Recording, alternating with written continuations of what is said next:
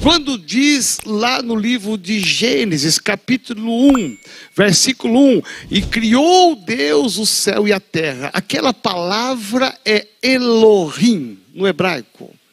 El, no hebraico, é Deus, no singular. Elohim, quando se acrescenta o rim, é no plural. Então é como se fosse assim: no princípio criou deuses os céus e a terra. É mais ou menos uma versão aportuguesada disto. Ou seja, por que deuses? Porque desde o princípio estava lá o Pai, o Filho e o Espírito Santo. Por isso nós falamos que há uma trindade, é 3 em 1. Deus, na sua excelência, que manda o seu Filho amado Jesus Cristo para fazer o seu ministério, que é o sacrifício na cruz, para nós sermos salvos. É somente através dele que você entra numa dimensão espiritual. Ele é o caminho. A Bíblia diz que sem ele nós não chegamos a Deus o Criador, o Pai. Mas Jesus Cristo, antes de ascender aos céus, ele disse: eu não vos deixarei órfãos, eis que eu enviarei o meu Espírito Santo. Sem Espírito Santo, você pode estar cheio do Deus Pai, cheio do Deus Jesus Cristo, mas se você não tiver uma unção do Espírito Santo de Deus, muitas coisas da tua vida não fluirão. As portas se abrem, os caminhos se abrem, a sua ousadia, o seu destemor, ele vem pela manifestação do Espírito Santo de Deus. É uma característica dessa pessoa que está dentro de mim, dentro de você. Ele está dentro da igreja. Então eu quero desafiar você a ler o livro comigo esse mês, amém? Então vamos lá, eu quero ler com você o livro de Atos, capítulo 1, a partir do versículo 1. Escrevi o primeiro livro, ó Teófilo, relatando todas as coisas que Jesus começou a fazer e a ensinar até ao dia em que, depois de haver dado mandamentos por intermédio do Espírito Santo aos seus apóstolos que escolheu, foi elevado às alturas. A estes também, depois de ter padecido, se apresentou vivo com muitas provas incontestáveis, aparecendo-lhes durante 40 dias e falando das coisas concernentes ao reino de Deus. E comendo com eles, determinou-lhes que não se ausentassem de Jerusalém. Diga assim: há uma ordem.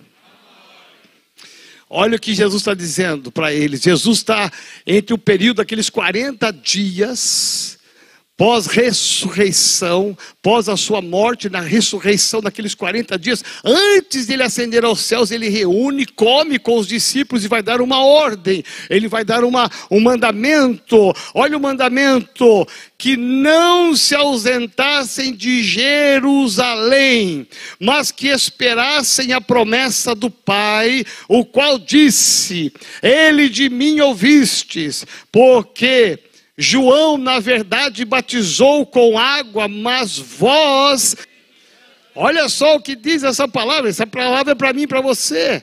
Então, seremos batizados com o Espírito Santo não muito depois desses dias. Então, os que estavam reunidos lhe perguntaram: Senhor, será este o tempo em que restaures o reino de Israel? Respondeu-lhes: não vos compete conhecer tempos ou épocas que o Pai reservou pela sua exclusiva autoridade, mas recebereis o poder ao descer sobre vós o Espírito Santo, e sereis minhas testemunhas, tanto em Jerusalém, Judeia, Samaria e até os confins da terra. Ditas essas palavras, foi Jesus elevado às alturas à vista deles, e uma nuvem o encobriu dos seus olhos, e estavam eles com os olhos fitos ao céu, enquanto Jesus subia. E eis que 2 varões vestidos de branco se puseram ao lado deles, e lhes disseram: varões galileus, por que estáis olhando para as alturas? Este Jesus que dentre vós foi assunto ao céu, virá do mesmo modo como viste subir. A primeira aparição de um nome aqui é Teófilo. Teófilo é um homem que era um crente da igreja primitiva, cuja tradução da palavra em grego é amigo de Deus. A tradução desse nome, a carta está sendo escrita: ó Teófilo, ó amigo de Deus. Então todos nós estamos inseridos no contexto dessa carta. Essa carta não foi escrita apenas ao Teófilo daquela época, mas a todos os teófilos de todas as épocas. E eu e você devemos receber essa carta, ter o entendimento que as verdades que estão no livro de Atos dos Apóstolos são verdades de uma realidade, de uma igreja primitiva, de um apostolado, mas são verdades eternas no dia de hoje. Exatamente no dia 1º de agosto de 2021, Deus está dizendo: ó meu amigo, ó meu amigo, ó minha amiga que aqui está na Renovada, no culto presencial, ó meu amigo, minha amiga que está me ouvindo em casa, olha, você é o amigo de Deus. O texto básico dessa primeira sessão está no capítulo 1, versículo 8, que diz: mas recebereis poder ao descer sobre vós o Espírito Santo, e sereis minhas testemunhas, tanto em Jerusalém como em toda a Judéia, Samaria, até os confins da terra. Eu quero trazer algumas revelações para você sobre essa questão desse texto. Primeiramente, o que é o Espírito Santo? Quem é o Espírito Santo de Deus? Olha o que a Bíblia diz. A Bíblia diz que é a terceira pessoa da Trindade.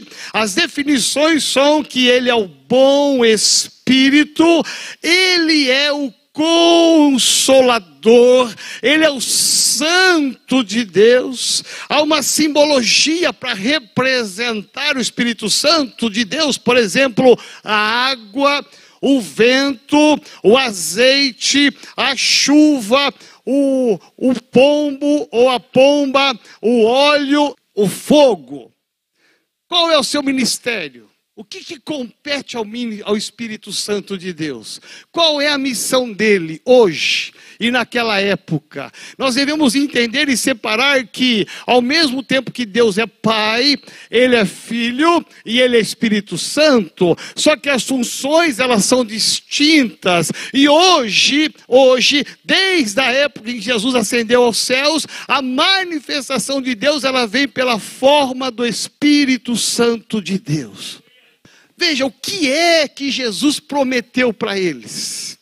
Jesus prometeu a vinda do Espírito Santo. Por quê? Porque sem o Espírito Santo de Deus, eles não caminhariam. Sem o Espírito Santo de Deus, o Evangelho não chegaria na cidade de São Paulo, não chegaria no Brasil, não chegaria na Europa, não chegaria em lugar nenhum. O Evangelho teria morrido lá atrás com os apóstolos, mas eles foram cheios do Espírito Santo ao ponto de receber uma unção tamanha que eles saíram com ousadia, com destemor. Você quer saber a diferença de um crente cheio do Espírito Santo e um crente que não está cheio do Espírito Santo? Olha a vida de fé dele, olha a intimidade dele com Deus, olha o tanto que ele é ousado e destemido, olha o tanto que ele é corajoso, não por sua força, mas porque há um Espírito Santo dentro dele. O ministério do Espírito Santo é consolar. Porque tem horas que por mais que você fale, você faça, você não consegue consolar as pessoas, sim ou não? Pode ter uma poesia, pode dar um presente, pode dar o que for. É só o Espírito Santo que é o consolador.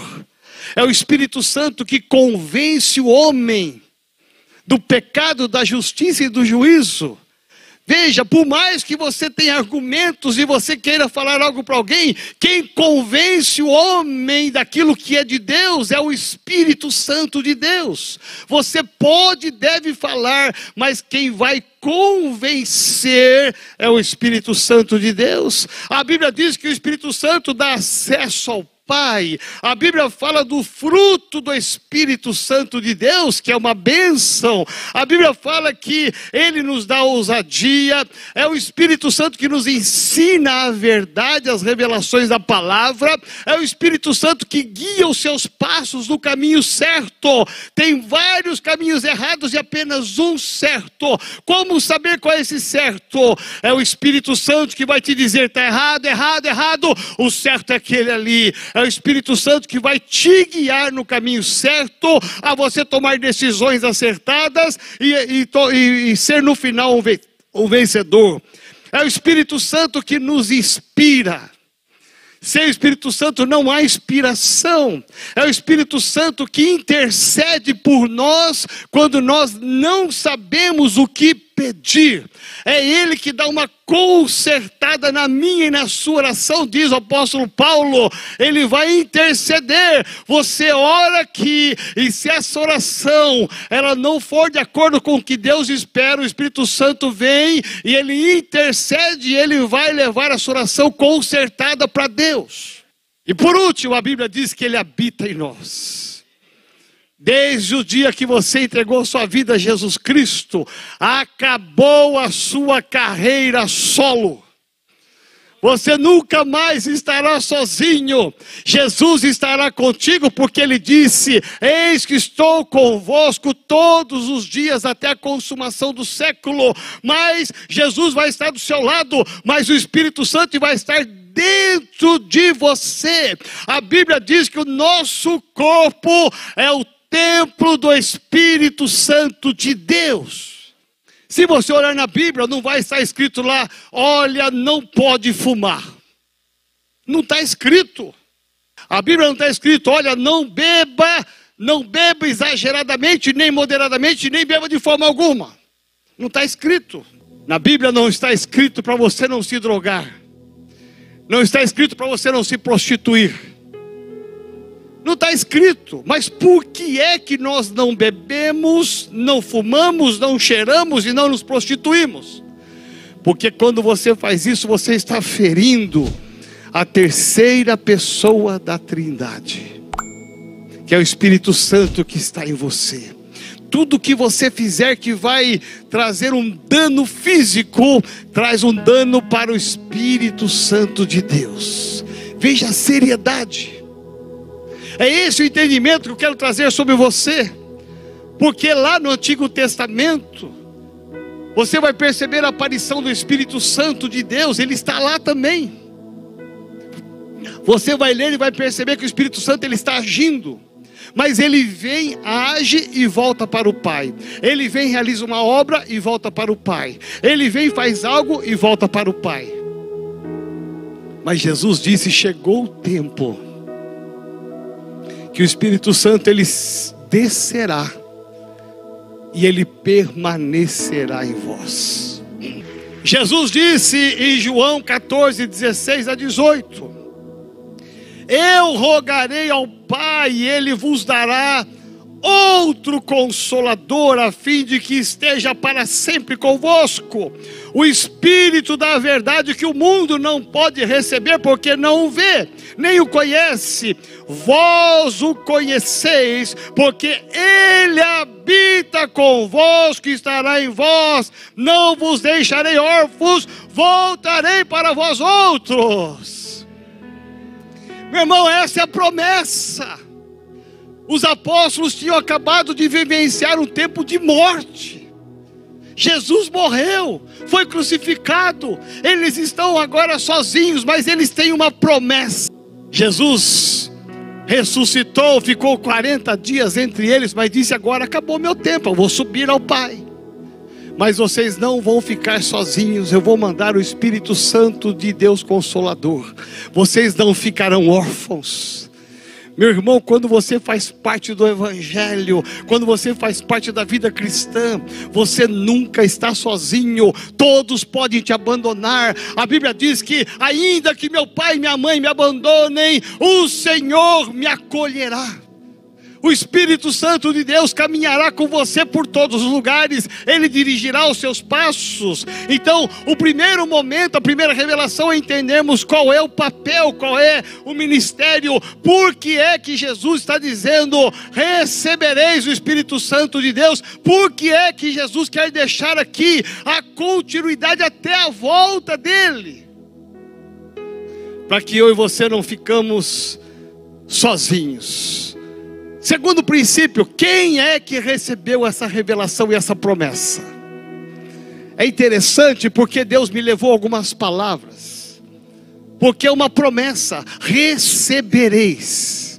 Todos nós queremos receber algo das pessoas, de Deus, um milagre, uma bênção. Mas para quem foi dirigida essa palavra de promessa? Para um grupo de 120 homens, discípulos e apóstolos que estavam lá no cenáculo orando.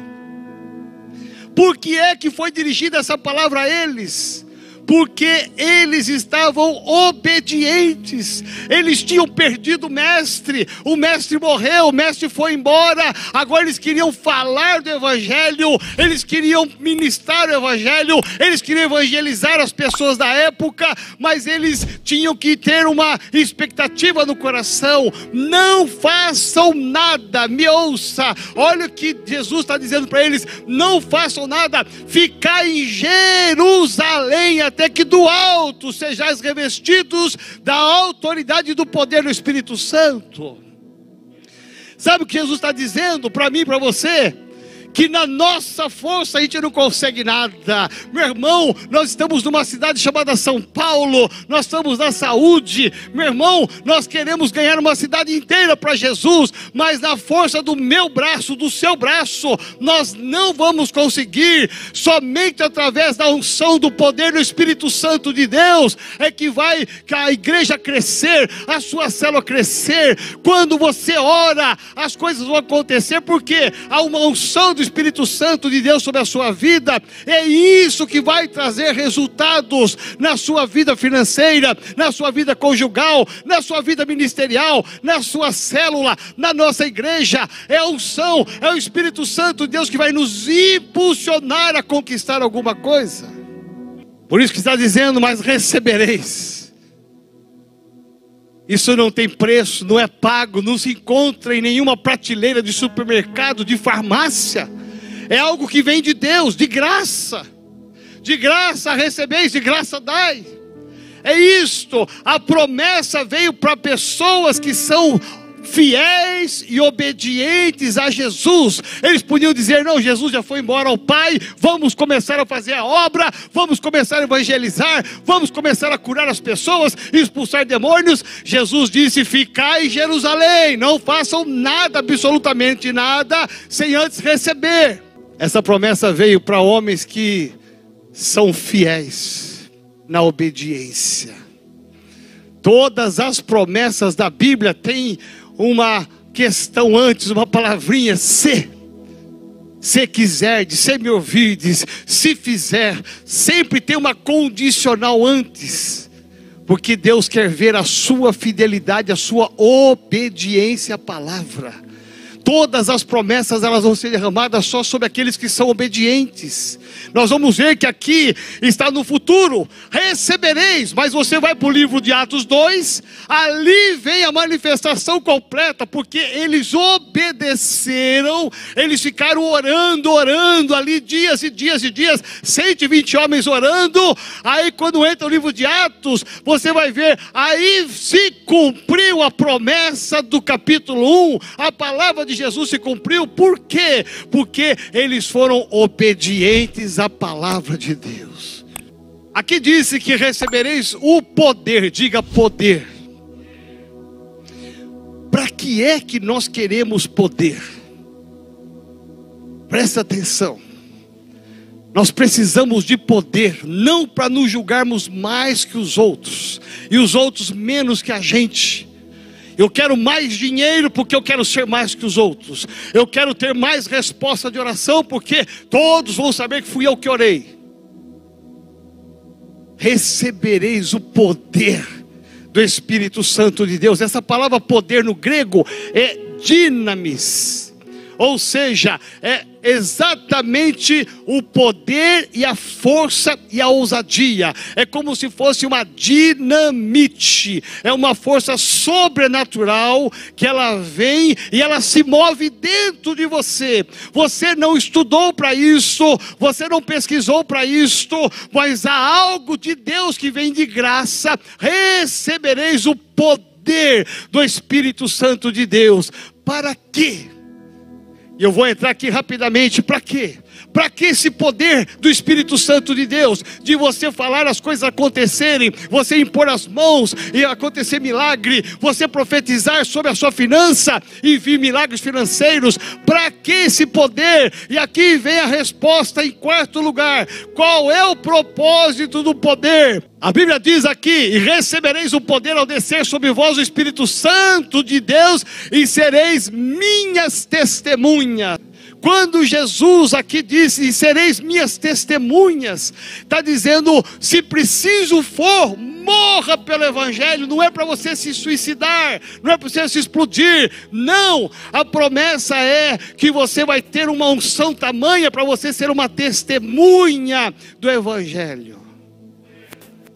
É ser um mártir do Evangelho. Morrer para as coisas do mundo, morrer para o pecado, morrer para aquilo que não é de Deus. Você tem que morrer. Ser testemunha é você ter na sua vida pessoal, um testemunho tamanho que todos vão olhar e vão falar assim: lá vai um homem de Deus, lá vai uma mulher de Deus. Aonde você tem que ser testemunha? Aqui nos diz a palavra que primeiramente em Jerusalém, depois Judeia, depois Samaria, depois até os confins da terra. Jerusalém até Judeia havia uma distância de 40 quilômetros, um pouco longe para ir a pé ou de jumento. Mas da Judeia até Samaria, 183 quilômetros, bastante distância, é o dobro daqui no vale. É você ir e voltar a pé. Seja testemunha em Jerusalém, que é a sua terra. Seja testemunha em Judeia, que é um pouco distante. Seja testemunha na Samaria, que é bem mais distante, mas se preciso for, seja testemunha até os confins da terra. Como você pode ser cheio do Espírito Santo para ser uma testemunha na sua casa, no seu bairro, aqui na nossa cidade, onde você mora, no seu prédio. Porque quando Jesus disse: sereis primeiramente testemunhas em Jerusalém, meu irmão, minha irmã, é o lugar mais difícil que é a sua casa. Todo mundo te conhece, não com essa roupa bonita, com esse cabelo bonito, não com essa maquiagem bonita, não. Todo mundo levantou hoje o cabelo todo espetado, sim ou não? Sim, até eu, graças a Deus. Porque quem te conhece mesmo são as pessoas da sua casa. O primeiro lugar de você ser uma testemunha não é aqui na igreja, é lá na sua casa. Quando todos conhecem a tua fraqueza, todos andam com você de manhã, tarde e noite, é o lugar mais difícil. Espírito Santo de Deus, eu quero mais de Ti. Vem morar na minha vida, me torna mais ousado, me torna mais destemido, me dá mais coragem para prosseguir, me dá mais coragem para marchar e enfrentar os desafios. Vem Espírito Santo, eu quero ser sua testemunha, em nome de Jesus. Eu declaro nesta manhã, selado seja a unção que os discípulos receberam no passado, que seja sobre a minha vida. Em nome do Pai, do Filho e do Espírito Santo de Deus. Amém.